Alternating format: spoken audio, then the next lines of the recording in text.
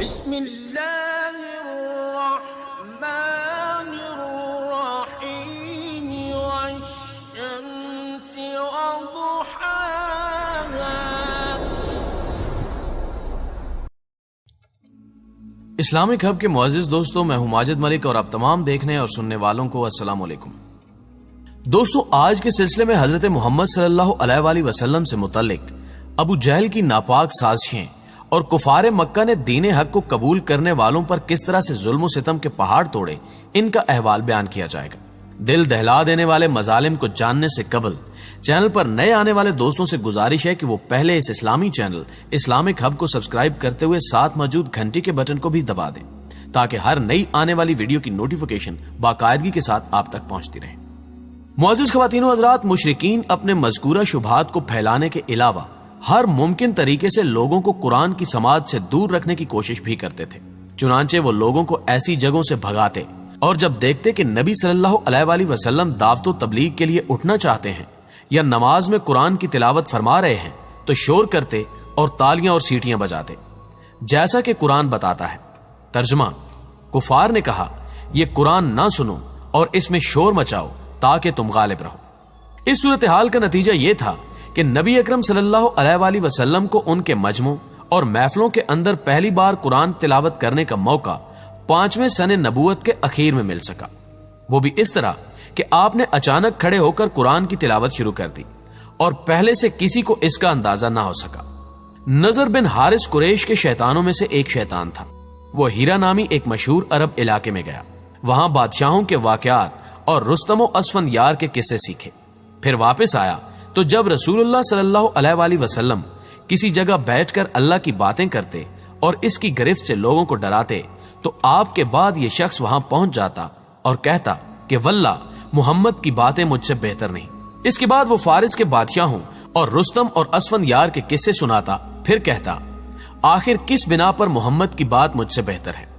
ابن عباس رضی اللہ تعالی عنہ کی ایک روایت ہے کہ نضر نے ایک لونڈی خرید رکھی تھی۔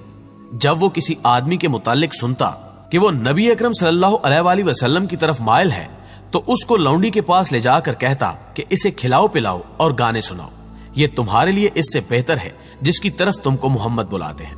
سورہ لقمان کی آیت میں اسی کے بارے میں یہ ارشاد الہی نازل ہوا۔ کچھ لوگ ایسے ہیں جو کھیل کی بات خریدتے ہیں تاکہ وہ اللہ کی راہ سے بھٹکا دیں۔ ناظرین گرامی، ابو جہل نے پہلے دن جب نبی اکرم صلی اللہ علیہ وآلہ وسلم کو نماز پڑھتے ہوئے دیکھا تو اسی دن سے آپ صلی اللہ علیہ وآلہ وسلم کو نماز سے روکتا رہا۔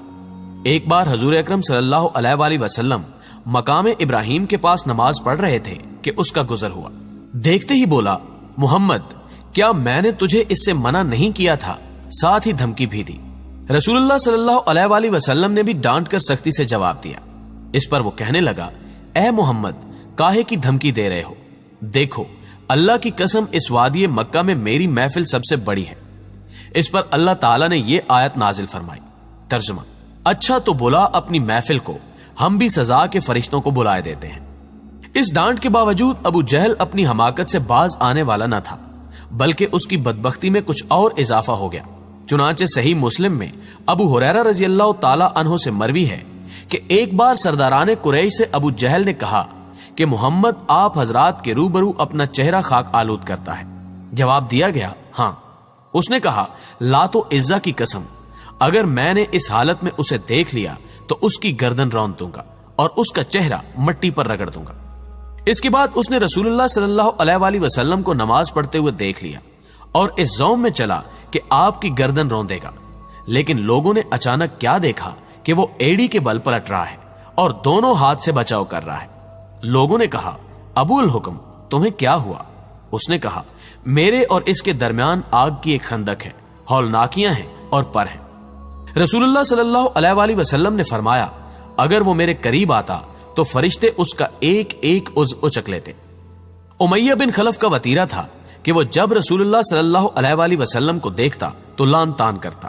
اسی کے متعلق یہ آیت نازل ہوئی، ہر لان تان اور برائیاں کرنے والے کے لیے تباہی ہے۔ ابن حشام کہتے ہیں کہ حمزہ وہ شخص ہے جو اعلانیہ گالی بکے اور آنکھیں ٹیڑھی کر کے اشارے کرے، اور لمزہ وہ شخص ہے جو پیٹھ پیچھے لوگوں کی برائیاں کرے اور انہیں اذیت دے۔ امیہ کا بھائی ابی بن خلف उकबा बिन अबी मुईत का गहरा दोस्त था। एक बार उकबा ने नबी अकरम सल्लल्लाहु अलैहि वसल्लम के पास बैठकर कुछ सुना। उबी को मालूम हुआ तो उसने सख्त सुस कहा, अताब किया और उससे मुतालबा किया कि वो जाकर नऊज़ु बिल्लाह रसूलुल्लाह सल्लल्लाहु अलैहि वसल्लम के मुंह पर थूक आए। आखिर उकबा ने ऐसा ही किया।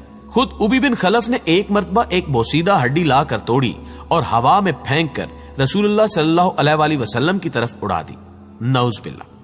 काबिल सद एहतराम नाज़रीन, रसूलुल्लाह सल्लल्लाहु अलैहि वसल्लम को शुरू से हजरत अबू तालिब की हिमायत और हिफाजत हासिल थी और हजरत अबू तालिब मक्का के उन गिने चुने लोगों में से थे जो अपनी जाती और इज्तिमाई दोनों हैसियतों से इतने बाअज़मत थे कि कोई शख्स बड़ी मुश्किल से उनके अहद तोड़ने और उनके खानवादे पर हाथ डालने की जसारत कर सकता था। इस सूरत हाल ने कुरैश को सख्त परेशानी और कशमकश से दोचार कर रखा था, जो तकाजा कर रही थी कि किसी नापसंदीदा दायरे में पड़े बगैर इस मुश्किल से निकलने के लिए संजीदगी से गौर करें। बिल आखिर उन्हें यह रास्ता समझ में आया कि सबसे बड़े जिम्मेदार अबू तालिब से बातचीत करें, लेकिन खासी हिकमत और वाकफियत पसंदी के साथ और एक गुना चैलेंज और पोशीदा धमकी लिए हुए, ताकि जो बात कही जाए उसे वो तस्लीम कर लें। इब्ने इसहाक कहते हैं कि अशराफे कुरैश से चंद आदमी हजरत अबू तालिब के पास गए और बोले, अबू तालिब, आपके भतीजे ने हमारे माबूदों को बुरा भला कहा है, हमारे दीन की ऐब चीनी की है, हमारी अकलों को हमाकत ज़दा कहा है और हमारे बाप दादा को गुमराह करार दिया है। लिहाजा या तो आप उन्हें इससे रोक दें या हमारे और उनके दरमियान से हट जाएं, क्योंकि आप भी हमारी तरह उनसे मुख्तलिफ दीन पर हैं। हम उनके मामले में आपके लिए भी काफी रहेंगे। इसके जवाब में अबू तालिब ने नरम बात कही और रवादाराना लबो लहजा इख्तियार किया। चुनांचे वो वापस चले गए और रसूलुल्लाह सल्लल्लाहु अलैहि वसल्लम अपने साबका तरीके पर रवां दवां रहते हुए अल्लाह का दीन फैलाने और उसकी तबलीग करने में मसरूफ रहे। लेकिन जब कुरैश ने देखा कि आप दावत और तबलीग के काम में हस्बे साबिक मसरूफ अमल हैं, तो ज्यादा देर सबर न कर सके, बल्कि आपस में खासी चहमगोई की और नागवारी का इजहार किया।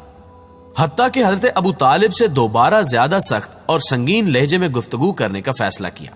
सरदाराने कुरैश अबू तालिब के पास हाजिर हुए और बोले, अबू तालिब, आप हमारे अंदर सनो शरफ और एजाज के मालिक हैं। हमने आपसे गुजारिश की थी कि आप अपने भतीजे को रोकिए, लेकिन आपने उन्हें नहीं रोका। आप याद रखें, हम इसे बर्दाश्त नहीं कर सकते कि हमारे आबाओ अजदाद को गालियां दी जाएं, हमारी अक्लो फहम को हमाकत ज़दा करार दिया जाए और हमारे माबूदों की ऐबचीनी की जाए। आप रोक दीजिए, वरना हम आपसे और उनसे ऐसी जंग छेड़ देंगे कि एक फरीक का सफाया होकर रहेगा।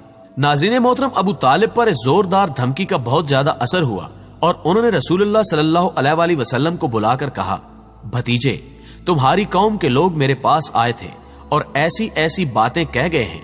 अब मुझ पर और खुद अपने आप पर रहम करो और इस मामले में मुझ पर इतना बोझ ना डालो जो मेरे बस से बाहर है। ये सुनकर रसूलुल्लाह सल्लल्लाहु अलैहि वसल्लम ने समझा कि अब आपके चचा भी आपका साथ छोड़ देंगे और वो भी आपकी मदद से कमजोर पड़ गए हैं। इसलिए फरमाया, चचा जान, अल्लाह की कसम, अगर ये लोग मेरे दाहिने हाथ में सूरज और बाएं हाथ में चांद रख दें कि मैं इस काम को इस हद तक पहुंचाए बगैर छोड़ दूं कि या तो अल्लाह उसे गालिब कर दे या मैं इसी राह में फना हो जाऊं, तो नहीं छोड़ सकता। इसके बाद आप सल्लल्लाहु अलैहि वसल्लम की आंखें अश्कबार हो गई। आप सल्लल्लाहु अलैहि वसल्लम रो पड़े और उठ गए।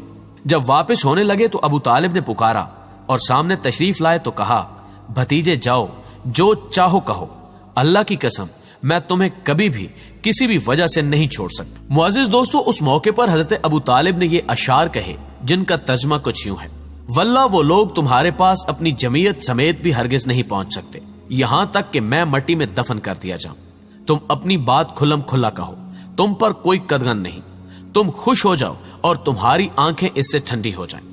पिछली धमकी के बावजूद जब कुरैश ने देखा कि रसूलुल्लाह सल्लल्लाहु अलैहि वसल्लम अपना काम किए जा रहे हैं, तो उनकी समझ में आ गया कि अबू तालिब रसूलुल्लाह सल्लल्लाहु अलैहि वसल्लम को नहीं छोड़ सकते, बल्कि इस बारे में कुरैश से जुदा होने और उनकी अदावत मोल लेने को तैयार है।